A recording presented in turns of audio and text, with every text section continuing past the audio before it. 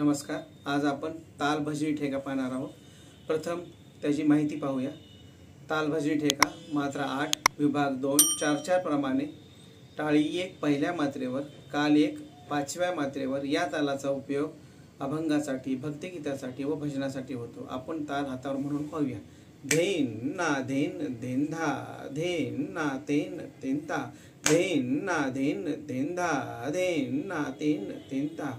आता तबल्यावर वाजवून पाहूया। धेन ना धेन धेन धा, धेन ना तेन तेन ता, धेन ना धेन धेन धा, धेन ना तेन तेन ता।